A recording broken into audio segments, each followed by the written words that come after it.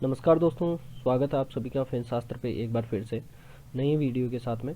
दोस्तों आज हम बात करेंगे सेंट्रल बैंक डिजिटल करेंसीज़ के बारे में। सेंट्रल बैंक डिजिटल करेंसीज़ क्या होती है इसके बारे में हम आज जानेंगे। दोस्तों आपने बिटकॉइन, इथेरियम और कई सारी क्रिप्टो करेंसीज़ का नाम सुना होगा जो डिजिटल करेंसीज़ होती है, जिसको आप डिजिटली यूज़ कर सकते हो अपने मोबाइल के थ्रू या वॉलेट्स के थ्रू। उसी तर्ज पर ये जो करेंसीज होती है ना दोस्तों, इनको कोई सेंट्रल बैंक इशू नहीं करता या कोई गवर्नमेंट इशू नहीं करती। ये कोई इंडिविजुअल या कोई टेक्नोलॉजी कंपनी या कुछ ग्रुप्स ऑफ पीपल इसको इशू करते हैं। तो यहाँ पे कोई सेंट्रल अथॉरिटी नहीं है।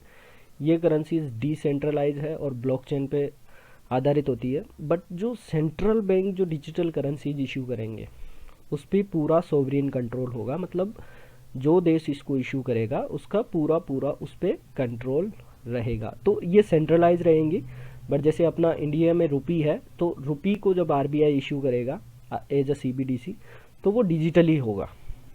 आगे हम देखेंगे कि ये कैसे काम करेगा और कैसे नहीं करेगा। अभी तक अपने को भी पूरा पता नहीं है क्योंकि ये सारी चीज़ें अनफोल्ड होना अभी बाकी है।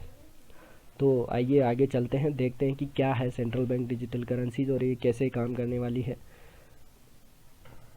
दोस्तों आगे बढ़े उससे पहले आप हमारा ये जो चैनल है फिनशास्त्र द आर्ट ऑफ इन्वेस्टिंग, उसको सब्सक्राइब कीजिए, बेल आइकन को प्रेस कीजिए और हमारे सारे वीडियोस को लाइक एंड सब्सक्राइब कीजिए। देखिए, हमें बताइए, फीडबैक दीजिए कि किस तरह के वीडियोस हम आगे लेके आएँ।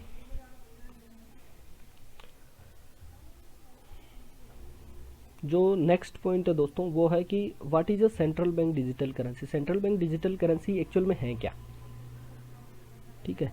तो अगर हम देखें, अगर हम इसकी ये जो डेफिनेशन को देखें, तो ये जो डेफिनेशन जो यहाँ पे इन्होंने दी है, जो एक्सपर्ट्स हैं उन्होंने, वो थोड़ी सोफिस्टिकेटेड है। जनरल पब्लिक को ये जल्दी से समझ में नहीं आ सकती कि ये बोल रहे हैं कि CBDC is a digital form of fiat currency. अब फिएट करेंसी क्या है? फिएट करेंसी जो है, अभी जैसे रुपया आपके प्रचलन में 2000 का नोट, 500 का नोट, सिक्के और ये सब फिएट करेंसी का ही एक उदाहरण है। आप एक एग्जांपल अगर लेके चलें तो जो ये जो करेंसी है, ये रुपया जो है, वो आपके पास सपोज कीजिए डिजिटली हो, तो वो एक सेंट्रल बैंक डिजिटल करेंसी हो गया। तो मान लीजिए आरबीआई ने डिजिटल रुपी इशू किया और वो आपको मिला, तो वो सीबीडीसी हो गया। अब इसमें कई लोग ये आर्ग्यूमेंट देते हैं कि यार अभी यूपीआई ही है अपने पास, यूपीआई है और यूपीआई भी तो डिजिटली है। अपन यू फ़ोन पे और पेटीएम से पेमेंट करते हैं, वो भी तो डिजिटली है, वो ऑनलाइन है। बट उसमें और इसमें थोड़ा सा डिफरेंस है। क्या डिफरेंस है दोस्तों? अभी जो अपन पेमेंट करते हैं यूपीआई के थ्रू, वो अपना बैलेंस होता है बैंक्स के पास में, बैंक्स के पास में। और उसके जो ये जो डिजिटल करेंसी जाएंगी उसका बैलेंस बैंक्स के पास में नहीं रहेगा। या तो स्ट्रक्चर कैसा होगा वो अपने को देखना होगा, बट मोस्ट प्रोबेबली ये बैंक के पास में नहीं रहेगा। आरबीआई से ये सीधा इशू होगा जनरल पब्लिक के पास में। तो आपके पास जो वॉलेट है उसमें जो रुपी है, उसमें जो सेटलमेंट के जो कैशेज होते हैं, जो कभी पेमेंट अटक जाता है या सेटलमेंट के इश्यूज रहते हैं, वो इश्यूज फ्यूचर में नहीं आएंगे इससे। और रियल टाइम सेटलमेंट हो पाएगा इंटरनेशनली भी। मान लीजिए आपने कहीं पे यूएस में या कहीं पे अदर कंट्री के अंदर आपको इंपोर्ट एक्सपोर्ट का पेमेंट करना है या कोई बड़ी अमाउंट ट्रांसफ़र करनी है, तो आपको अभी बहुत सारा टाइम लग जाता है। उसमें डिजिटल है अभी भी, बट उसमें बहुत सारा टाइम लग जाता है। तो जब जब सब कंट्रीज़ की इस तरह से सीबीडीसीज होंगी, सेंट्रल बैंक डिजिटल करेंसीज होंगी, तो सेटलमेंट रियल टाइम होगा। अभी भी क्या होता है कि एक बैंक से अगर आप फंड ट्रांसफ़र करते हो दूसरे बैंक में, तो आपके अकाउंट से तो वो ट्रांसफ़र हो जाता है, लेकिन वो जो बैंक्स होते हैं दोनों, बैंक ए और बैंक बी, दोनों बैंक के अंदर इंटर बैंक सेटलमेंट भी होता है। वो उनका क्राइटेरिया है कि वो कैसे सेटलमेंट करते हैं, बट होता है तो वो कैश सेटलमेंट होता है, तो वो बंद हो जाएगा। तो इसके कई सारे बेनिफिट्स भी होंगे, देखते हैं आगे क्या क्या बेनिफिट्स हो सकते हैं। बट ये एक फॉर्म रहेगा सेंट्रल बैंक डिजिटल करेंसीज का, ये हमें देखना है। आगे अगर अपन चलें तो क्या दूसरा क्वेश्चन अपना जो दिमाग में आता है वो कि किस तरह का पॉसिबल स्ट्रक्चर हो सकता है। तो मेरे हिसाब से पहला जो स्ट्रक्चर हो सकता है पॉसिबल, वो ये है कि आरबीआई जो है, जो अपना सेंट्रल बैंक है, आरबीआई जो है वो जनरल पब्लिक को डायरेक्ट इशू करे करेंसी। तो उस केस में आरबीआई की जो बैलेंस शीट है उस पर जो वो पैसा प्रिंट करेगा या जो पैसा उसके पास होगा वो लाइबिलिटी है, और जो इंडिविजुअल के पास जो पैसा है वो उसकी असेट है। तो वो उसको कैसे भी यूज़ कर सकता है, कैसे भी उसको यूटिलाइज कर सकता है, किसी चीज़ के एक्सचेंज में या कोई आइटम खरीद सकता है, कुछ भी कर सकता है। तो वो उसका डिजिटली उसका पेमेंट हो गया और सेटलमेंट भी उसका डिजिटली हो गया। तो एक मॉडल तो ये, बट इसमें कई सारे रिस्क हैं, बैंक्स को कई सारे रिस्क है, क्योंकि अगर इस तरह का मॉडल रहता है तो जो आरबीआई अगर सब कुछ इशू करने लग गया डायरेक्ट, तो बैंक्स का रोल क्या रह गया, जो पहला क्वेश्चन है। अब अगर बैंक्स का कोई रोल नहीं है तो इतनी सारी जॉब्स और ये हैं, डिपॉजिट्स हैं और क्रेडिट्स जो अपन लेते हैं बैंक से, जो लोन वगैरह लेते हैं, उसका क्या रोल रह जाएगा। तो बैंक्स के पास, बैंक्स अगर डिपॉजिट्स नहीं होंगे तो वो लोन्स नहीं दे पाएंगे, तो बैंक्स का तो पूरा जो बिजनेस मॉडल है वो ही डिस्टर्ब हो गया इससे। तो ऐसा तो मेरे को नहीं लगता इस तरह का कोई मॉडल होगा, इस तरह से डायरेक्ट इशू करेंगे। अगर करेंगे भी तब भी पूरा उसके बारे में सोच समझ के फिर करेंगे। दूसरा जो मॉडल हो सकता है वो ये है कि सेंट्रल बैंक करेंसी को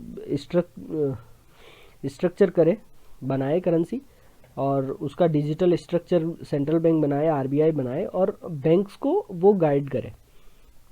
और बैंक्स अपने थ्रू पहले जो जैसे अभी आरबीआई मनी प्रिंट करके बैंक्स को देता है और बैंक जनरल पब्लिक को इशू करती है, उसी तरह से ये जो डिजिटल करेंसीज है वो भी इशू किया जाए।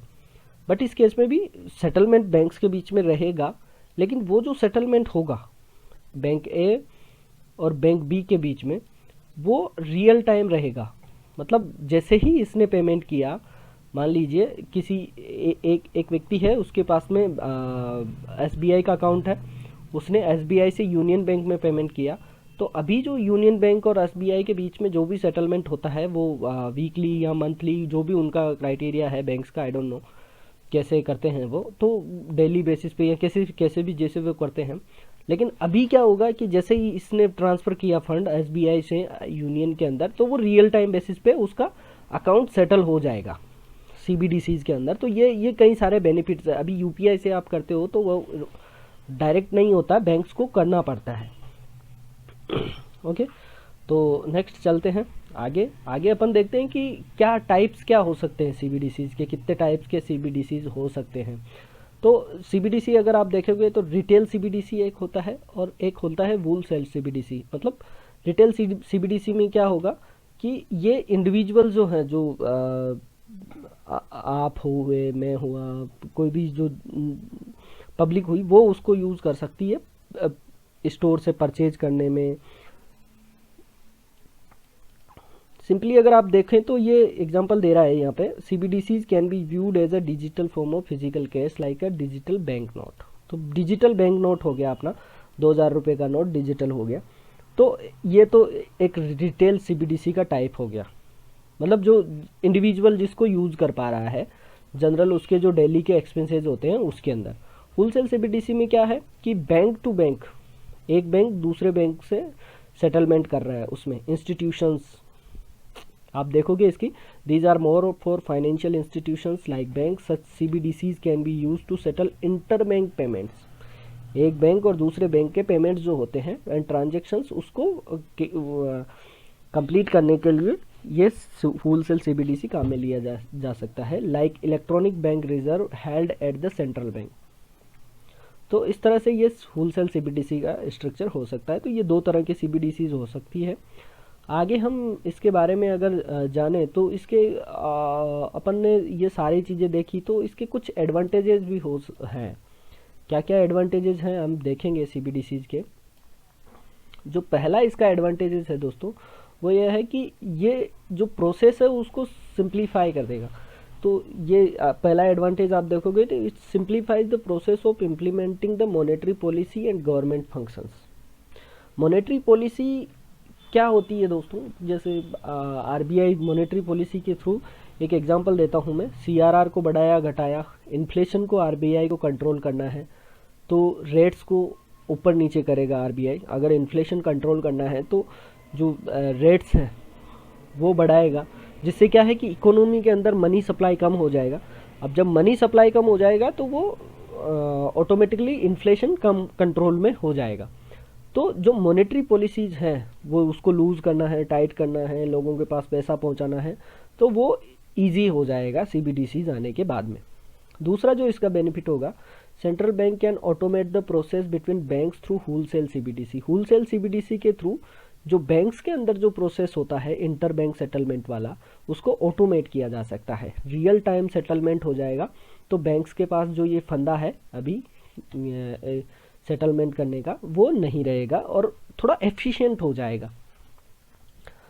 ए more efficient payment system in the areas where managing currencies is expensive. जहाँ पे दोस्तों करेंसी को मैनेज करना थोड़ा एक्सपेंसिव है, उस एरिया के अंदर ये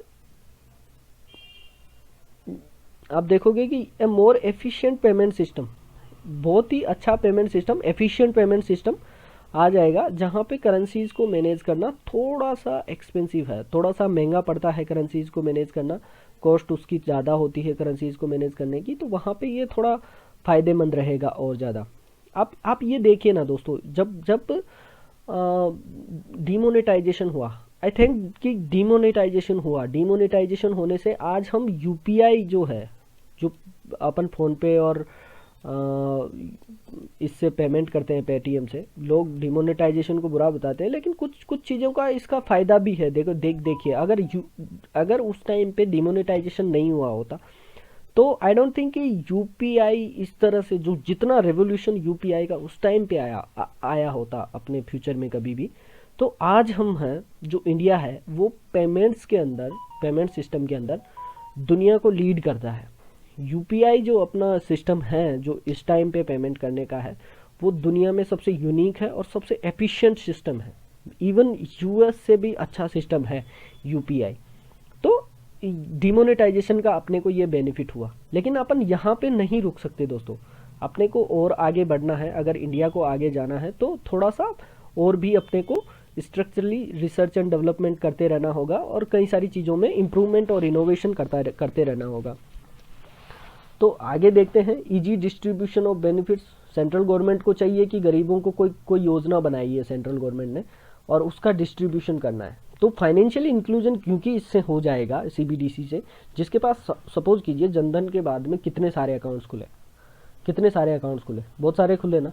अब जनधन के बाद में जो अकाउंट्स खुले, उसके बाद में भी अभी भी फाइनेंशियल इंक्लूजन होना बाकी है। बहुत सारे लोगों के पास अभी भी बैंक अकाउंट नहीं है। लेकिन सपोज कीजिए आपके पास बैंक अकाउंट नहीं है, फिर भी आप डिजिटली पैसे का यूज कर पा रहे हैं। आप सपोज कीजिए, एक बार गेस कीजिए कि आपके पास केवल आधार कार्ड है, बैंक अकाउंट नहीं है, फिर भी आपके पास ऑनलाइन पैसा है। ये सीबीडीसी के थ्रू पॉसिबल है। आप सपोज कीजिए, मेरी दादी के पास सपोज कीजिए अकाउंट नहीं है, वो बैंक जाके केवाईसी नहीं करवा सकते, उनके पास आधार कार्ड है, वो केवल अंगूठा टेकना जानते हैं, और उस आधार के अंदर ही गवर्नमेंट को पैसा ट्रांसफ़र करना है, या कोई दूसरा कार्ड आधार से लिंक करके गवर्नमेंट उनको देती है, और वो रेटिना स्कैन करके कुछ भी करके वो उससे जोड़ती है आधार से, और उसमें वो पैसा ट्रांसफ़र कर देते हैं, और उसी पैसे को वो ऑनलाइन यूटिलाइज कर पाते हैं। पेंशन देना है, कुछ भी देना है, वो बेनिफिट्स उसको वहीं पे मिलते हैं। तो सीबीडीसीज के ये जो बेनिफिट्स है दोस्तों, ये कभी हमने देखे नहीं है। ये बहुत सारे बेनिफिट्स हैं इस तरह के, जो आगे आने वाले टाइम में आएंगे, जो यूपीआई में नहीं है बट आगे आने वाले टाइम में हो सकते हैं। तो एडवांटेजेस ऑफ सीबीडीसी बहुत ज़्यादा है। Since CBDC does not require to have a bank account, ये देखिए यहाँ पे आया ना, it has potential to increase financial inclusion. Bank account mandatory ही नहीं है। जब बैंक अकाउंट ही नहीं रहेगा आपके पास, फिर भी आपके पास डिजिटली पैसा है, तो कितने सारे बेनिफिट्स है, सोचिए ना, आप एक बार सोच के देखिए। तो ये इसके कई सारे एडवांटेजेस हैं। एडवांटेजेस अगर अपन गिनने बैठे तो बहुत सारे हैं, अपन शाम यहीं पे हो जाएगी। चलो आगे चलते हैं, देखते हैं डिसएडवांटेजेस भी कुछ हो सकते हैं क्या। तो सबसे पहला डिसएडवांटेजेस तो अगर मैं बात करूं, तो अपन अभी बात कर रहे थे कि बैंक अकाउंट की ज़रूरत नहीं है। आप सपोज कीजिए बैंक अकाउंट की ज़रूरत नहीं है, लोगों के पास फिर भी डिजिटल पैसा है, तो लोग जो जो बैंक अकाउंट में सेव करते हैं पैसा, वो रखेंगे ही क्यों? पहला क्वेश्चन यही आता है ना, वो रखेंगे ही क्यों? वो ऑफलाइन ही पैसा रख लेंगे, या ऑफलाइन रख लेंगे, या वो जो डिजिटल कार्ड है उसी में पैसा रख लेंगे, या जो सीबीडीसी है उसी को आधार में ही स्टोर कर लेंगे। पॉइंट है ना। तो बैंक्स का जो रेलिवेंस है, जहाँ पे बैंक्स का बिजनेस क्या है कि आप गए बैंक में डिपॉजिट किया पैसा, बैंक में डिपॉजिट करने के बाद में बैंक उस पैसे को यूज़ करता है किसी को लोन देने के लिए, और वो लोन जो दूसरे को देता है उससे बैंक इंटरेस्ट कमाता है, और जो डिपॉजिटर है उसको इंटरेस्ट देता है। बीच का जो बचता है उसका नेट इंटरेस्ट मार्जिन, वो उसका पैसा होता है, उससे वो अपने खर्चे निकालता है, और बाकी के जो खर्चे बचते हैं वो मेंटेन करता है और अपना प्रॉफिट बना के कैपिटल को मेंटेन करता है, शेयर होल्डर्स को रिवॉर्ड देता है। अब सपोज करिए कि बैंक अकाउंट ही नहीं रहा, डिपॉजिट ही नहीं रहा, तो बैंक डिपॉजिट लेगा कहाँ से? डिपॉजिट नहीं मिलेंगे तो लोन देगा कहाँ से? तो अगर ऐसा हुआ तो लोगों का आर्ग्यूमेंट ये है कि बैंक्स के अंदर जो इतने जो एम्प्लॉय है उनकी नौकरी चली जाएगी, ये होगा वो होगा। बट मैं थोड़ा सा ऑप्टिमिस्ट आदमी हूँ, मैं ये मानता हूँ कि अगर ऐसा होगा, अगर ऐसा होता भी है, तब भी लोग बैंक्स के पास जाएंगे डिपॉजिट करवाने। क्यों जाएंगे? क्योंकि आपके पास लिक्विडिटी के लिए पैसा है, बाकी पैसों को आप हमेशा उसमें थोड़ी रखोगे वॉलेट में, क्योंकि वहां पे आपको कोई इंटरेस्ट नहीं मिल रहा है। आप इंटरेस्ट के लिए तो बैंक्स के पास जाओगे, कुछ और डिपॉजिट्स करोगे, तो कुछ तो होगा, ऐसा नहीं है। क्योंकि आइडियल मनी रखना मतलब इन्फ्लेशन के अंदर अपने आप को ख़त्म कर लेंगे। इन्फ्लेशन बहुत ख़राब चीज़ है। आप देखना, मेरा एक वीडियो है इन्फ्लेशन पे, मैं यहाँ पे कार्ड्स में डाल देता हूँ, आप देख लेना एक बार। तो आगे दूसरे जो इसके नेगेटिव इम्पैक्ट है, डिसएडवांटेजेस है, उन पे चलते हैं, ये तो बहुत बड़ा हो जाएगा otherwise. CBDC don't necessary solve the problem of centralisation. जो आजकल की जो मिलीनियल पॉपुलेशन है उसका सबसे बड़ा प्रॉब्लम क्या है कि नहीं जी, हमें तो सेंट्रलाइजेशन चाहिए ही नहीं, डिसेंट्रलाइज करो सब कुछ। क्रिप्टो करेंसीज का कंसेप्ट क्या है कि डिसेंट्रलाइज करो, कोई भी कंट्रोल नहीं करना चाहिए इसको। तो सीबीडीसी जो है वो सेंट्रलाइजेशन की प्रॉब्लम को सोल्व नहीं करती है, क्योंकि ये ऑलरेडी ये करेंसी ऐसी है जो सेंट्रल बैंक इशू कर रहा है और सेंट्रल गवर्नमेंट के बेसिस पे इशू कर रहा है, कोई कंट्री इशू कर रही है इसको, तो सेंट्रलाइजेशन तो होगा ही इसमें। दूसरा जो इसका प्रॉब्लम है दोस्तों, ये है कि portability of this system means this that a strong CBDC issued by a foreign country could and up substituting a weaker countries currency. दोस्तों यहाँ पे मैं इसको समझाने के लिए आपको ये बोलूँगा कि अगर किसी ने कोई जो क्रिप्टो करेंसी स्टोर करने के लिए वॉलेट यूज़ किया हुआ है, जैसे कॉइन स्विच कुबेर या कॉइन DCX, तो वहाँ पे आप देखते होंगे कि कई सारी करेंसीज होती है। बिटकॉइन भी है, ठीक है, इथेरियम भी है, शिबा इनू भी है, बस बहुत सारी करेंसीज है, माना और पता नहीं, मेरे को तो नाम भी नहीं पता, 2-4 के बाद में। तो बहुत सारी करेंसीज है। अब जहाँ अगर मान लीजिए कि ये सीबीडीसीज के लिए भी एक वॉलेट बनता है और वहाँ पे आप डॉलर भी रख सकते हो अपने पास, इंडियन रुपी भी रख सकते हो अपने पास, चाइनीज़ करेंसी भी रख सकते हो, यूरो भी रख सकते हो, पौंड भी रख सकते हो। तो सारी करेंसीज आपने एक जगह स्टोर कर ली। तो ये पॉसिबिलिटी है कि जो स्ट्रॉन्ग करेंसी है, फॉर एग्जांपल डॉलर एक स्ट्रॉन्ग करेंसी है, अब आप क्यों चाहेंगे कि आपका जो पैसा पड़ा है वो आपके वॉलेट में, उसकी वैल्यू डिप्लीट हो, मतलब कमज़ोर होता जाए, वो एक कमज़ोर करेंसी बनती जाए? आप ऐसा क्यों एक्सपेक्ट करेंगे? तो आप रुपये की जगह डॉलर स्टोर करना शुरू कर देंगे। तो अगर आप ऐसा करने लग जाएंगे तो रुपया तो मतलब रुपये की वैल्यू तो और ज़्यादा गिरने लग जाएगी। तो जो पोर्टेबिलिटी वही तो हुई ना, कि एक स्ट्रॉन्ग कंट्री की जो करेंसी है उसने दूसरे कंट्री की जो करेंसी है जो कमज़ोर है उसको दबा दिया। दूसरे इसके लीगल एस्पेक्ट्स हैं कई सारे, कि गवर्नमेंट कैसे मनी लॉन्ड्रिंग को और स्मगलिंग को कैसे रोकेगी इससे, सीबीडीसी से, ये भी अभी तक कई सारी चीज़ें अनफोल्ड होना बाकी है। तो देखेंगे इसके क्या क्या डिसएडवांटेजेस और आएंगे आने वाले टाइम में, जैसे जैसे पता चलता जाएगा वैसे वैसे। देखो क्या होता है कि कोई भी नई चीज़ आती है उसके एडवांटेजेस और डिसएडवांटेजेस दोनों होते हैं। Over the period of time क्या होता है कि डिसएडवांटेजेस को अपन कम करते जाते हैं, धीरे धीरे उनको एलिमिनेट करते जाते हैं और वो चीज़ एक एफिशिएंट वे के अंदर काम करती जाती है। दूसरा इसका जो डिसएडवांटेजेस है वो क्या है कि यूज़र जो है, यूज़र में have to give up some degree of privacy as administrator can still have access to user data. भैया यूज़र, ये जो सीबीडीसी बनाने का जो पर्पज ही है वो ये कि आपके गवर्नमेंट के पास आपका डेटा हो, पहली चीज़ तो जो जो लोगों को ये लगता है कि यार हमें प्राइवेसी चाहिए, प्राइवेसी, वो उनको थोड़ा सा ये डर हो सकता है कि यार नहीं सीबीडीसी नहीं आनी चाहिए।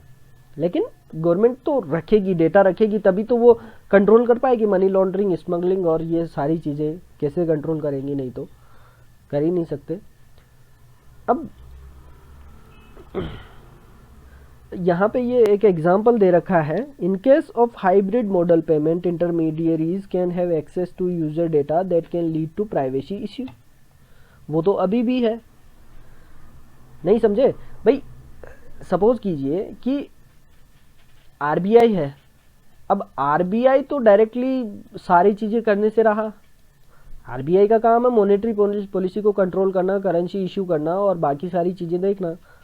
आरबीआई पेमेंट और ये सब थोड़ी देखेगा, तो कोई ना कोई इंटरमीडियरी तो होगी जो इसको कंट्रोल करेगी। वॉलेट प्रोवाइडर होगा या कोई बैंक्स होंगे, कुछ ना कुछ इंटरमीडियरी तो होगी। हाइब्रिड अगर मॉडल हुआ तो उसमें कस्टमर का डेटा तो उनके पास रहेगा, तो वहाँ पे तो प्राइवेसी का इशू है, तो वो तो अभी भी है। बट नई जो करेंसी आएगी उसमें थोड़ा सा कुछ तो करेंगे गवर्नमेंट, अदरवाइज सीबीडीसी इशू करने का एडवांटेज क्या है, मतलब फ़ायदा क्या है उसका इशू करने का। तो होपफुल रहिए और चैनल को लाइक और सब्सक्राइब करते रहिए दोस्तों। आज के लिए इतना ही, थैंक यू सो मच देखने के लिए।